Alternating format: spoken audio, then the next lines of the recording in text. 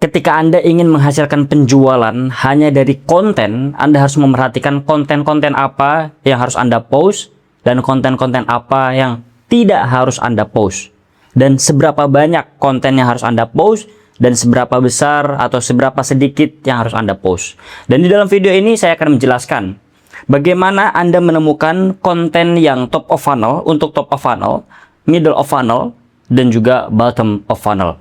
Di sini saya sudah siapkan di papan tulis, ya kita lihat tofu, mofu, bofu. Saya yakin ini sudah sering kali Anda dengar dari berbagai macam kreator atau edukator lainnya. Baik itu trainer, coach, atau konsultan yang pernah mengajarkan ini, saya yakin Anda sering dengar. Tapi konsep yang akan saya sampaikan di sini adalah konsep yang sudah saya personalize untuk high ticket coach. Untuk Anda yang fokus memainkan high ticket coaching atau high ticket consulting. Jadi ini bukan nasihat atau bukan pelajaran untuk semua konten kreator atau untuk semua edukator. Tapi ini hanya untuk coach, consultant, ataupun mentor yang memang fokus untuk menjual high ticket coaching mereka dan high ticket consulting mereka. Ya. Jadi pertama-tama saya akan buka dulu. Tofu, mofu, bofu. Ini singkatan ya. Ini adalah singkatan. Tofu itu adalah kepanjangan dari, singkatan dari top of funnel, ya. Mofu middle of funnel, bottom of funnel. Jadi semakin tinggi dia, berarti ini diakses oleh banyak orang atau dimengerti oleh banyak orang. Semakin sempit, semakin ke bawah, semakin sedikit yang bisa Anda pancing, ya. Tapi sebelum Anda mengarah ke sini, Anda harus menggunakan ini. Nah, saya jelaskan, tofu ini untuk apa? Fungsi tofu, fungsi konten-konten yang kita kategorikan di top of funnel adalah untuk awareness. Awareness, oke. Sedangkan ini, fungsinya adalah untuk membangun credibility. Credibility. Atau trust, ya, atau trust, authority. Sedangkan ini adalah trust yang akhirnya menjadi sebuah penjualan, ya. Ini penjualan. Nah, jadi ketika Anda ingin menentukan konten, apakah ini tofu, bofu, dan mofu, di sini sudah saya kelompokkan, ya. Di sini saya ambil beberapa study case, yaitu dari career coach, marriage coach, dan edge coach, yaitu dari 3 niche terbesar yang menghasilkan uang. Oke. Nah, kalau saya pikir-pikir lagi setelah saya buat papan tulis, ya saya sudah kotak-kotakan ya. Mana konten tofu, mana mofu, dan mana bofu. Sebetulnya konten-konten tofu ini fokus kepada info, ya. Entertaining dan juga memberikan info seputar niche-nya. Jadi kalau Anda selalu diberikan sebuah pembelajaran mengenai konten yang dikategorikan tofu adalah mencari viralitas, betul. Memang tofu ini fokusnya adalah mencari sebanyak-banyaknya bola mata, attention. Jadi mereka yang memerhatikan konten Anda, tahu bahwa Anda itu ada di dunia, itu tujuannya. Makanya tofu ini berada di atas, funnel paling atas. Karena ketika Anda post konten tofu, targetnya itu bukan membangun kredibilitas, bukan membangun trust, tapi fokus Anda adalah mendapatkan atensi sebanyak mungkin. Oke, membangun viralitas. Tapi Anda ketika menjual high ticket coaching atau high ticket consulting dengan harga puluhan sampai ratusan juta rupiah, konten tofunya bukan hanya sekedar fokus ke viralitas, tapi tetap pada niche yang memang Anda fokuskan. Contoh career coach, contoh kontennya seperti apa? Karir terbaik. Misalnya Anda memberikan karir terbaik dengan format konten, Anda ada 2 orang di video, gitu. Yang satu mengucapkan, sebagai trainer, bagus atau no? Bagus atau jelek gitu? Bagus. Terus yang satunya lagi, menjadi guru, bagus atau tidak? Tergantung. Menjadi guru di negara apa? Misalkan begitu. Nah, itu kan entertaining sekaligus memberikan info. Dan konten-konten dengan format seperti ini pasti menarik banyak perhatian. Banyak save, banyak likes, banyak share, banyak repost. Seperti itu. Ya. Terus yang kedua, konten disordered atau accept or ignore. Ya, misalnya pekerjaan penghasilan tinggi tapi atasan toksik. Terima atau enggak? Tidak. Penghasilan rendah tapi bos selalu memberikan banyak edukasi. Terima atau tidak? Terima. Gaji setiap tahun naik tapi tekanannya sangat tinggi. Terima atau tidak? Terima, misalkan seperti itu. Ya, jadi itu adalah konten disordered atau accept or ignore. Ya, ini untuk career coach. Jadi konten-konten seperti ini ketika Anda post, ya, akan menarik banyak bola mata dan bisa juga menarik banyak followers. Oke. Dan ini dia yang saya jelaskan. Jadi ini ini tofu ya. Ini tofu, ini mofu, dan ini bofu. Ya. Tofu selalu membidik market yang luas. Selalu membidik market yang luas.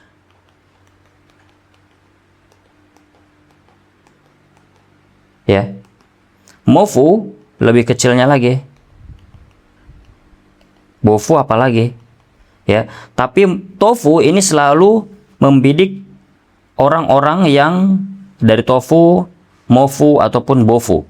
Semuanya kena, semuanya paham dengan konten Anda. Tapi kalau mofu hanya bisa menyadari orang-orang yang berada di teritorial mofu dan bofu. Begitupun kalau bofu ya berada di orang-orang yang berada di lingkaran bofu saja yang sudah siap membeli gitu. Dan di luar daripada ini juga ada audiens. Nah, audiens ini walaupun Anda sudah membuat konten-konten viral, biarkan mereka gak paham, biarkan mereka gak relate dengan konten Anda. Seperti itu. Jangan sampai Anda benar-benar relate dengan semua orang. No. Ketika Anda membangun dan membuat konten viral, pastikan viralitasnya itu masih sesuai dengan niche Anda. Ya, seperti tadi. Karir terbaik apa saja, terus disordered atau accept or ignore. Nah, sedangkan mofu biasanya saya lihat dia fokus ke educate.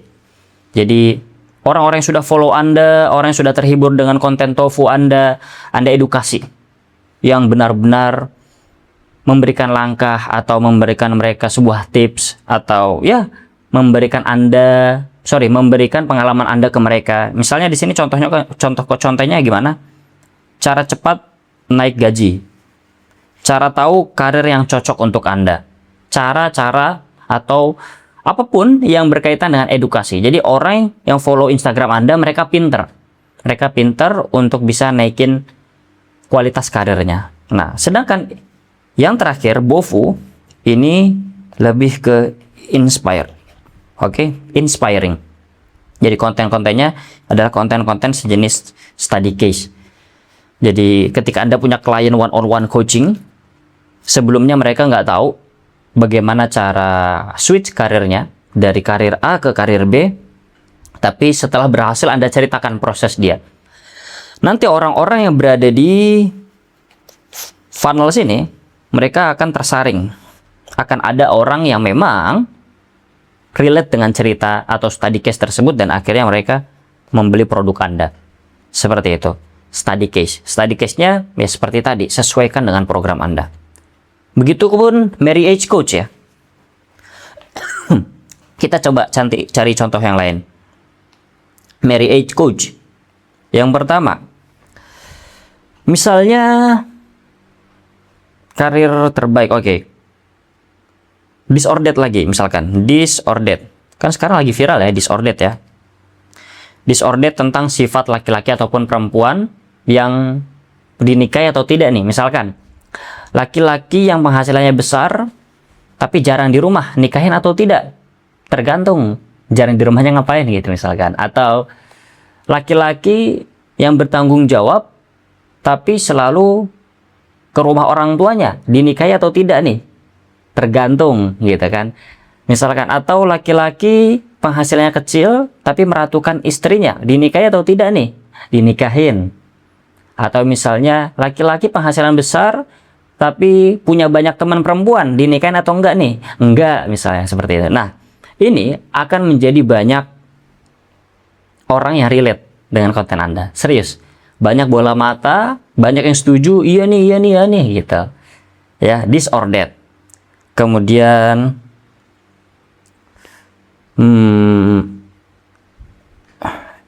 accept or ignore. Bisa juga ya, contohnya misalkan nikah di KUA tapi langsung umroh bareng, atau nikah besar-besaran tapi ngontrak dulu misalkan, atau ngontrak dulu dan nggak kemana-mana. Nah, pilih mana gitu kan. Ya, jadi konten-konten yang memang membuat Anda dan audiens tuh relate gitu ya.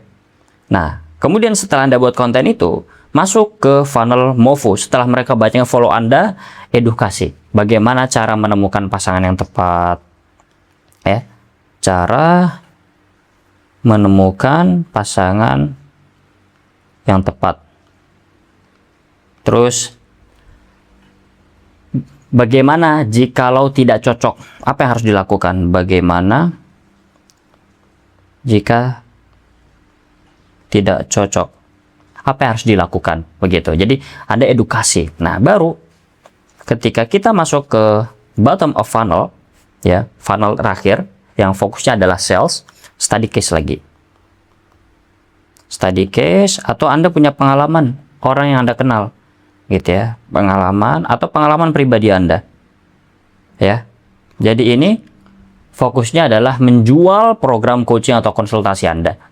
Study case-nya, Anda punya klien yang dulu ditolak berkali-kali sama calon pasangannya, tapi setelah Anda coaching, setelah Anda berikan pendampingan, akhirnya mereka memiliki 5 calon jodoh, dan akhirnya dari 5 kriteria tersebut ada 1 orang yang benar-benar sudah nikah.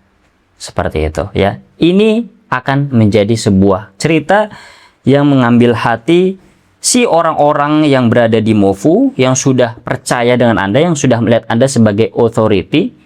Akhirnya mereka memberikan trust lagi kepada Anda untuk membayar Anda dengan harga puluhan juta rupiah, bahkan ratusan juta.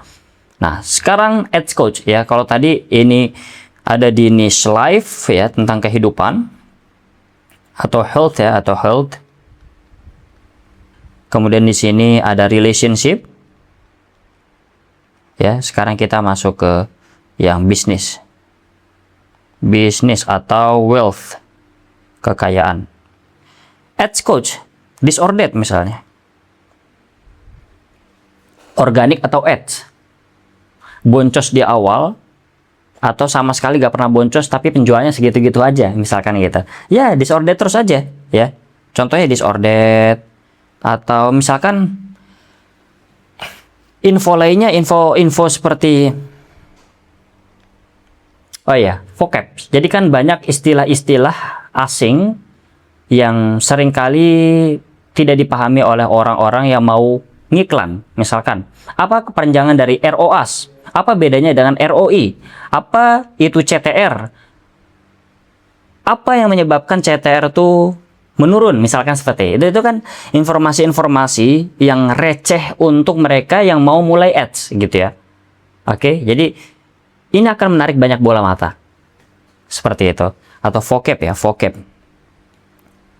Vocab istilah-istilah di dunia ads, di dunia ads, di dunia ads. Oke. Disordered dan juga vocab-vocab istilah di dunia ads. Konten-konten seperti ini ketika Anda bisa membungkusnya dengan rapih, ramai ya, orang-orang yang mau belajar ads pasti mereka akan relate dengan konten Anda. Dan mereka akan visit profil Anda dan menekan tombol button follow gitu ya. Nah, kemudian masuk ke Movo. Setelah mereka follow Anda edukasi bagaimana cara menurunkan budget dan menghasilkan ROAS yang besar, gitu kan. Cara minimalisir budget.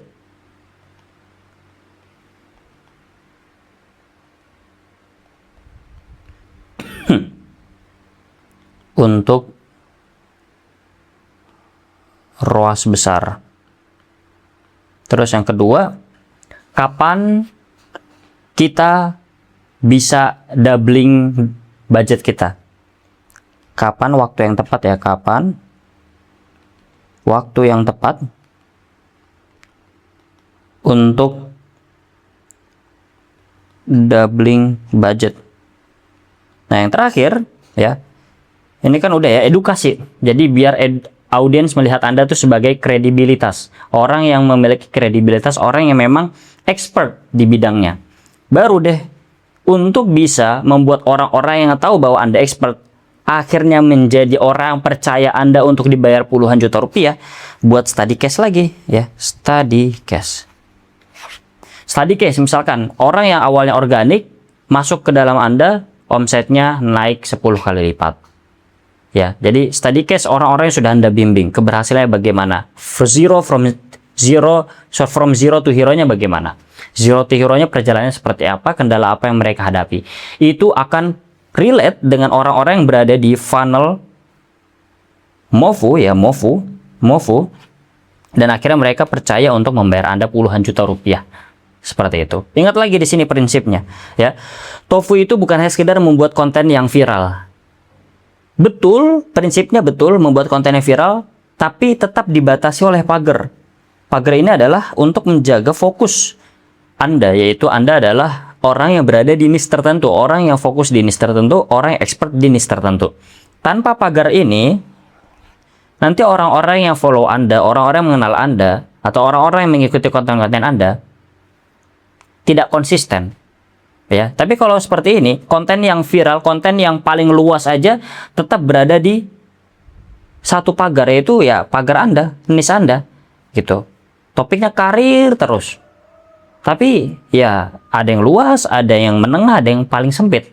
Seperti itu. Jadi tetap ada orang-orang yang Anda abaikan, gitu ya.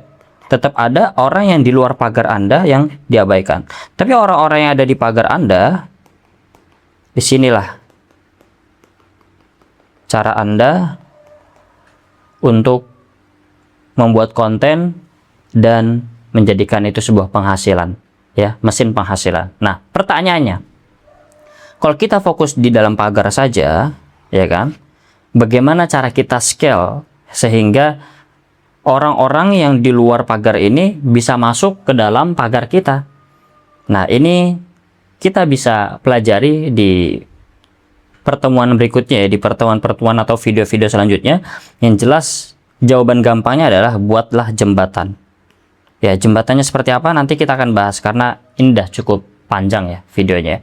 Oke, itu saja yang kita bahas hari ini. Semoga membantu dan jangan lupa untuk tekan subscribe jikalau Anda menyukai video-video saya dan share video ini ke teman Anda jika mereka membutuhkan ini. Di sisi lain, saya juga telah menulis buku $2,000 coaching offer dengan harga 1 juta rupiah per eksemplar. Anda bisa cek di deskripsi jikalau Anda ingin beli, dan Anda bisa menjadwalkan sesi konsultasi one-on-one gratis, ya, gratis selama 45 menit. Dan Anda bisa jadwalkan dengan klik link di deskripsi. See you in our next video. Bye.